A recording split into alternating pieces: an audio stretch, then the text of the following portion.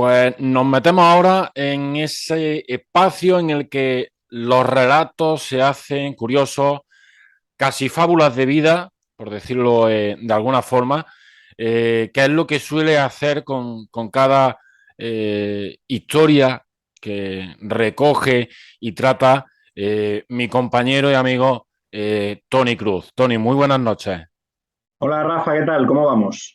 Pues ahí vamos con los cambios de tiempo que lo estábamos hablando antes y demás, y está la cosa regular con la mala salud de hierro, que yo la tengo igual que Vicente Aleixandre, que le decía Pablo Neruda eso. Nos vamos a meter, Tony, en una historia que es, yo diría que mitad drama, casi tragedia, y mitad épica, ¿no? Es la historia Sí. de Alfred Nakash, que yo es un individuo que no conocía para nada y que supongo que el común de los mortales tampoco sabrá quién es. Bueno, pues empezamos un poco, como me gusta a mí, contando cómo llegué a conocer el nombre de Alfred Nakash, ¿no? Como siempre, la curiosidad es lo que un poco marca, ¿no? El comienzo de cualquier historia. Esto me pasó corriendo una mañana fría por Toulouse, que empecé, pues, como siempre, me gusta trotar cuando estoy haciendo turismo y acabé viendo un recinto deportivo que yo en primera instancia pensé que era un campo de fútbol, pero no, era una especie de piscina, ¿no? Un espacio náutico, se puede decir, ¿no? Deportes náuticos. Y el nombre era Espace Nautique Alfred Nakash. Perdonadme mi francés, pero de francés poquito. Entonces digo ya, ¿quién será? ¿Quién habrá sido o quién fue Alfred Nakash, ¿no? Y bueno, pues la historia que hay detrás de ese nombre es realmente curiosa. Y hablas tú de una historia dramática. Yo quiero verla como una historia también en parte de superación, o en gran medida de superación, ¿no? Porque fue un nadador, naturalmente, que fue superando diversos problemas a lo largo de su vida, desde sus orígenes hasta toda la contingencia que tuvo que atravesar, porque el comienzo de esta historia con su nacimiento radica en 1915. O sea que cualquiera, y si añadimos a este detalle el hecho de que era de origen sefardí, es decir, judío, pues uno puede imaginar lo que tuvo que, ya puede hacerse la idea de qué va a estar un poco esta historia. 1915, por situarnos, es algo en lo que yo no había caído cuando he leído la historia en tu blog, Tony. 1915 es plena Primera Guerra Mundial. No Sí, había sí, lo caído que en pasa es eso. que, sí, lo que Y pasa es que él por nace. apuntar, simplemente, Tony, para quienes no puedan tener ese concepto, aunque tú lo has dicho, los sefardíes son los judíos que, así se llamaba a los judíos que vivían en España, que no era España todavía, eran las coronas de Castilla y Aragón, hasta 1492 en que fueron expulsados, ¿no? Y bueno, pues mucha gente que después ha nacido dentro de esa religión, ¿no? En una familia judía, tiene origen sefardita, origen castellano o aragonés. Incluso habla ladino, que es Mm. una especie de formación o de castellano antiguo, un idioma, por cierto, muy curioso, ¿no? Bueno, decíamos que Nakash nació en 1915 y sí, nació en mitad de la Primera Guerra Mundial, pero la Primera Guerra Mundial le pilló un poco retirado porque él estaba en Constantín, que ahora mismo es parte de Argelia, pero que en su momento era Francia, ¿no? Y bueno, tuvo una infancia curiosa porque él fue el último de 11 hermanos y aunque parezca paradójico, él de pequeño le tuvo miedo al agua. Es decir, vamos a contar la historia de un nadador que en su infancia tuvo miedo al agua, ¿no? ¿Y cómo contrarrestar ese miedo al agua? Bueno, pues su padre decidió que lo mejor para ello era apuntarle a clases de natación y waterpolo, ¿no? Y al final, como suele pasar en este tipo de cosas, del odio o del miedo se pasó al amor y él pues empezó a convivir con la naturalidad y a sentirse como pez en el agua, nunca mejor dicho, y al final fue la natación la que en recompensa a esos miedos superados, pues le permitió en cierto sentido ganarse la vida. Estuvo en Argelia hasta los 17 años, pero ya claro, aquello se le quedaba pequeño porque empezó a tomarse ya tan en serio que el tema de la natación que ya se tuvo que ir a París para progresar. Y en el 33, que es el primer año que pasa en Francia, ya queda segundo en los 100 metros libres a nivel nacional y a partir del 35 ya se le considera el mejor de Francia en su especialidad, en natación. Y nos vamos ahora directamente al 36, porque 3 años después de esto que estamos contando, llegan los Juegos Olímpicos de Berlín, que como sabrán tus televidentes, pues estuvieron marcados por el régimen nazi porque se celebraron en Berlín. Y claro, en estos juegos Hitler no quiso que se librara el bigotillo y no puso ningún tipo de impedimento para que atletas como Jesse Owens, de raza negra, o el propio Nakash, que era uno de los mejores del mundo en su especialidad y que era judío, pues participaran, ¿no? Al revés, les trataron pues aparentemente como uno más, ¿no? Y además Nakasha venía de haber participado en los Juegos Macabeos, que se celebraron en Haifa, que claro, para más Inri, pues bueno, eran unos juegos precisamente muchas gracias no le debían hacer al régimen nazi, ¿no? Al final queda cuarto en el 4x200 con su selección y Alemania en esa misma carrera queda quinta. Así que bueno, en ese pique que siempre han tenido Alemania y Francia y que en esa época pues más si cabe, pues le ganó la primera partida la ganó Nakasha. También por esa Tony, época, Tony, perdona, por hacerte otra añadidura. Berlín 1936, yo tenía pensado nombrar a Jesse Owens, que es un poco el paradigma de lo que ocurrió en esos Juegos Olímpicos, ¿no? De cómo la farsa alemana de tolerancia con judíos, negros, etcétera, se produce y al final tienen que tragarse, porque no hay otra palabra, su mala baba y todo lo que tenían dentro con atletas como Jesse Owen, pues eso queda recogido muy bien, todo eso que has contado con este atleta afroamericano como protagonista en El héroe de Berlín, una película bastante interesante. Y ahora sí, de 1936 continúa la historia de Tony. Yo te quería hacer esta sí, me añadidura parece bueno. y seguimos, Tony, después de esos Juegos Olímpicos de Berlín del 36. Abundando en tu reflexión sobre esos juegos y tirando un poquito algo, te voy a soltar de fútbol siempre, Hitler solo estuvo presente en un partido de fútbol que se sepa en su vida, que fue en Berlín, en los Juegos Olímpicos, en un Alemania-Noruega, que ganó Noruega. Noruega eliminó para mayor humillación absoluta a Alemania y además, para colmo, hay un futbolista, Halvorsen, que participó, era uno de los mejores jugadores del mundo en ese momento y participó decisivamente en ese partido y luego acabó en un campo de concentración, en fin, designios de vueltas que dio la vida, ¿no? Bueno, no vamos podríamos hablar mucho de esos Juegos Olímpicos, pero vamos a pasar, porque esos Juegos Olímpicos dieron para mucho. En esa época había dos grandes nadadores en Francia, uno era Nakash y el otro era Cartonet, se llamaba, ¿no? Y Cartonet era mayor, había sido el gran campeón en Francia en esos tiempos, y él no era judío, pero era antisemita. Él era una rara avis porque en Francia y en general en toda Europa, todo el mundo suele señalar a Alemania como el epicentro del antisemitismo, pero en aquella época en Europa había muchísimo antisemitismo en prácticamente todos los rincones, ¿no? Y en Francia no era una excepción, ¿no? Así que, bueno, claro, en Francia había un semanario que era de tendencia filofascista, se llamaba Gringoire, que lo que hacía era comparar los dos y siempre dar la cara por Cartonet, pero Cartonet nunca abusó de su condición o de su situación y compitió siempre en buena lid, ¿no? Contra Nakash. Ya llegamos a épocas convulsas, porque ya empezamos en el año, ya era convulso el 36, pero bueno, el 39 ya empieza la guerra y Nakash pues deja el bañador y se viste de uniforme. Y bueno, como también sabrán tus televidentes, Francia dura 2 telediarios por la Blitzkrieg y al final pues con el gobierno de Petén, con el régimen de Vichy, pues había un decreto, se llamaba el decreto Cremie, que hacía que los argelinos o los que habían nacido en Argelia bajo el mandato francés se les considerara franceses, ¿no? Y claro, lo que hizo el régimen de Vichy fue quitar ese decreto, pues entre otras cosas para facilitar todas las tropelías alemanas con los sefardíes de Argelia, ¿no?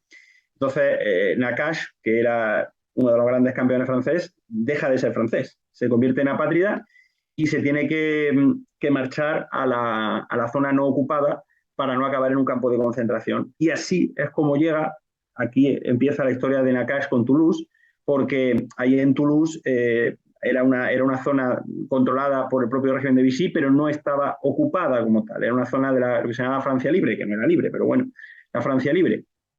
Y Tony, allí hacemos otros dos apuntes. La Blitzkrieg, que han nombrado, era la guerra relámpago, que es lo que ha correcto. intentado Putin, o lo que Sí, intentó Putin en febrero, que le salió, bueno, muy mal, ¿no? sí. No hace falta decirlo. Y el régimen de Vichy, en efecto, fue la Francia no ocupada, que es como se llamó, pero que en realidad fue casi tan malo, o peor incluso, que la Francia ocupada por los nazis, que era sobre todo la parte del centro hacia el sur de Francia, ¿no? Y ahí es donde se va Nakash. Yo me viene a la cabeza un libro de Fernando Schwartz que se llama Vichy 1940 y que es muy interesante. Transcurre en la Francia de Vichy con el París ocupado por la Alemania nazi y en ese Toulouse de la Francia, entre comillas, no ocupada, eh, continúa la historia y se empieza ya a poner más dramática la situación de Alfred Nakash. Sí, él no se conforma con sobrevivir y se mete en la resistencia. Se contacta con miembros judíos de la resistencia a la ocupación, lo que se llamaba la Armée Juive, la Juif, es que yo insisto, francés regular. Y, y bueno, pues a pesar de la situación y participando activamente con la resistencia, él sigue compitiendo. Aunque parezca raro, seguía compitiendo y lo hizo hasta el 42. En un principio y hasta ese año estuvo protegido por lo que significaba en Francia Nakash, pero a partir del 43 los nazis empezaron a ya más a saco con los judíos en Francia y primero le dejan sin poder nadar a nivel competitivo y directamente después le envían a Auschwitz. Le envían a Auschwitz y además junto con su esposa Paul y su hija Annie y, y bueno, parece ser que ya por entonces Jacques Cartonet, del que hablamos antes, había cambiado un poquito y ya sí se había hecho más filonazi y de hecho era jefe de servicio de deporte del gobierno del régimen colaboracionista de Vichy y dicen, las malas lenguas, que tuvo algo que ver en esa deportación de Nakash a Alemania. Bueno, eso nunca se sabrá como tal, digamos que entra dentro de la leyenda negra, ¿no? Entonces, bueno, nada más llegar a esos trenes que si uno visita Auschwitz, pues se da cuenta de lo terrorífico que es todo, porque parece un escenario de una película de terror aún hoy. Y bueno, pues en esa estación que todavía existe, no como tal, pero evidentemente sigue estando las vías de tren y tal, llegan a Cash con las dos mujeres de su vida y nada más llegar, Paul y Annie se van por un lado y Nakash por otro. Y el mismo día, las dos fueron gaseadas e incineradas. Directamente, Nakash pierde nada más llegar a Auschwitz a su mujer y a su hija. Evidentemente, él no lo supo, él solo supo que no estaban con él. Y bueno, Nakash se convierte en el número 172.763 como prisionero, pierde una de las prácticas más habituales de los nazis en los campos de concentración era la alienación, es decir, se convertían en números, perdían la personalidad porque era la manera más fácil de tratar, quitarles toda condición de ser humano para así pues, facilitar todo lo que hicieron, todas las atrocidades que hicieron. ¿No? A Nakash le asignan a trabajo forzado en la enfermería y bueno, paradoja, los nazis se burlaban de su condición de campeón olímpico, obligándole a recoger objetos que lanzaban a la piscina del campo. Le lanzaban objetos y él tenía que devolvérselos como si fuera un perro. Así que llegaron a lanzarle una vez una daga que tuvo que recoger con sus propios dientes del fondo de la piscina.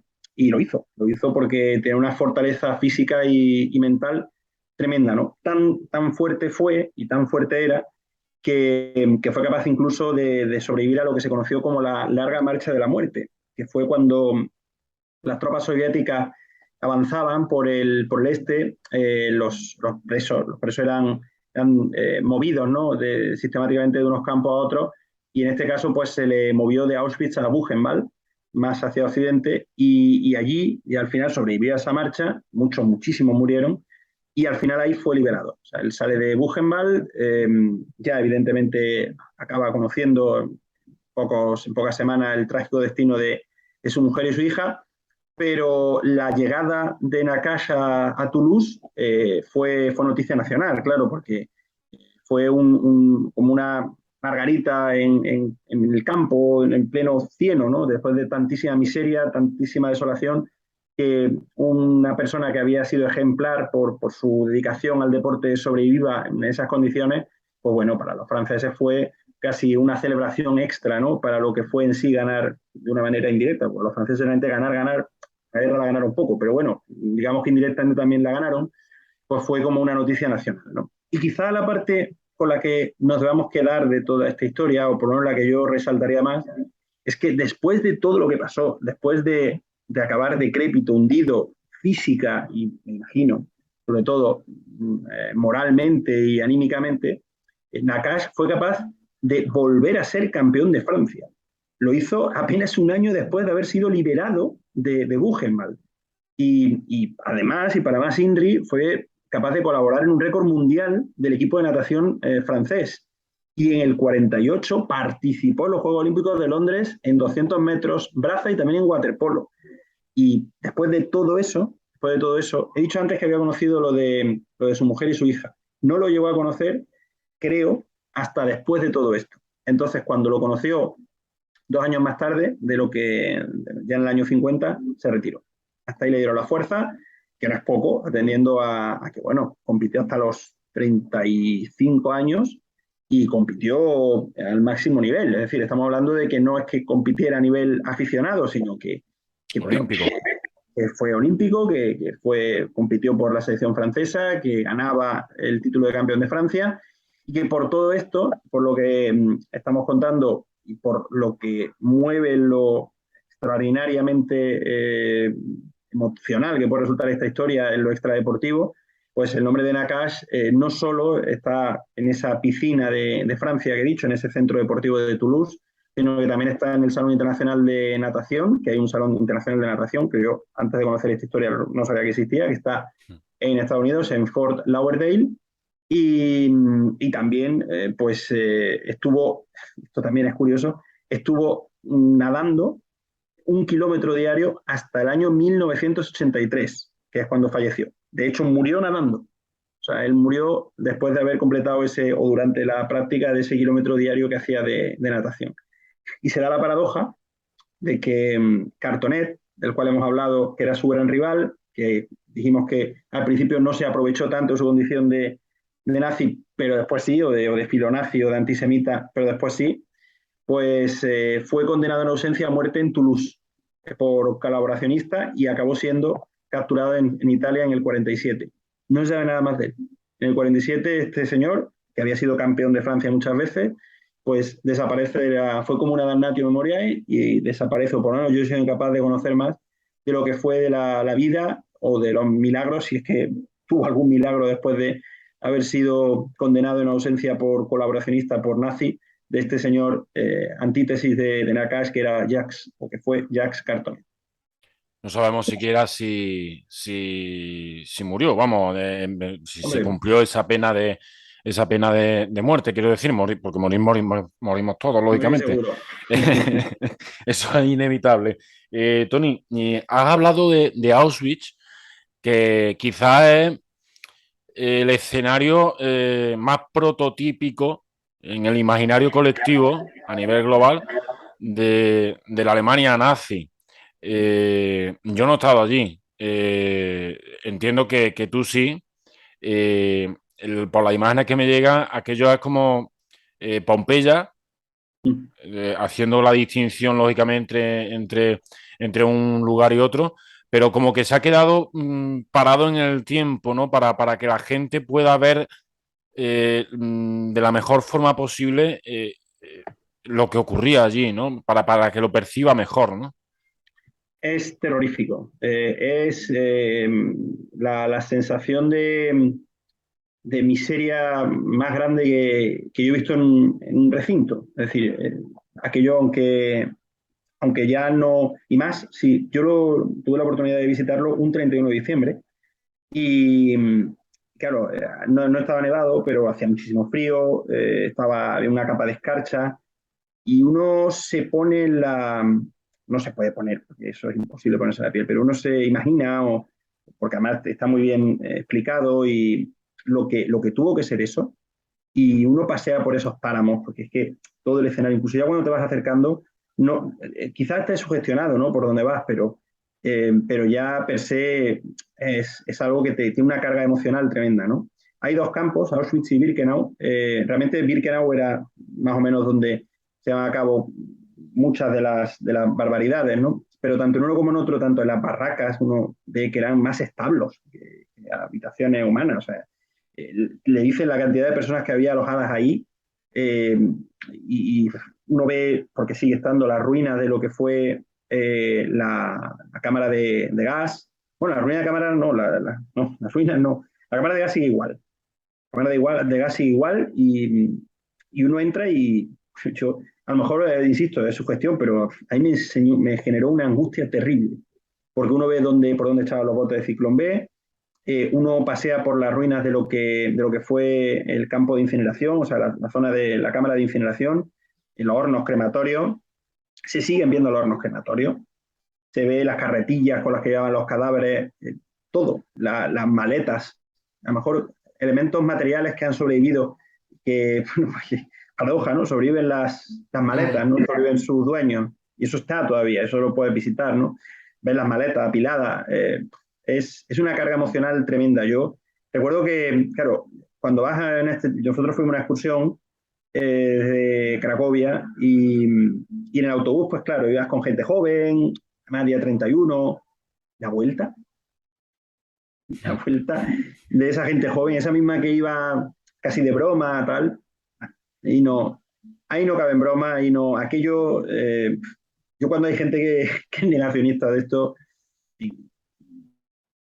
cuesta imaginar que alguien ponga en duda, ya no testimonios, realidades. Sí, se han cometido muchas barbaridades, muchas atrocidades, en nombre de muchas ideologías. Pero lo que se cometió en esos campos de concentración, yo confío, espero y deseo, aunque desgraciadamente Europa ha dado y seguirá dando muestras, Europa y el resto del mundo, pero vamos, Europa porque quizás nos pilla más cerca, ¿no? Ha dado muestras también después de la Segunda Guerra Mundial de barbaridades tremendas. Ese nivel de locura, de alienación, de convertir en reses a los seres humanos, hacerles perder toda dignidad, eso no sé, no creo que haya parangón, ni haya habido, ni vaya a haber. Espero que no vaya a haber, porque mal iría la humanidad si vuelve a repetir algo siquiera parecido a lo que se vivió en toda. Porque se habla de Auschwitz, Birkenau, pero hubo muchos: Treblinka, Sobibor, Bergen-Belsen, muchísimos campos de concentración. 11 millones de muertos. 11 millones de muertos. Para matar a 11 millones de personas tienes que ser, por desgracia, muy eficiente. Y los alemanes, para eso, más que los alemanes, su alta jerarquía, fueron terriblemente, y recalco el terriblemente, eficientes a la hora de llevar a cabo su horrible plan. La solución final, que se le llamó a ese acto ya de genocidio brutal cuando estaban perdiendo la guerra, llegó la solución final y esa cifra de asesinados, porque no se puede llamar de otra forma, ¿no? Creció brutalmente, insisto en la palabra brutal. eh, Ha sido escalofriante tal y como lo has narrado, Tony, porque uno se imagina allí, rememora las fotografías actuales que, que existen, que se pueden ver en internet si uno tiene cierta curiosidad o inquietud. Y conforme lo voy narrando, la verdad es que ha sido, ha sido un poco sobrecogedor. Sin embargo, Tony, a Dios gracias, dentro de todo eso que hemos contado, aparece la figura. La semana pasada hablamos de Aldo Sambrel, que era otro triunfador ante una vida muy complicada.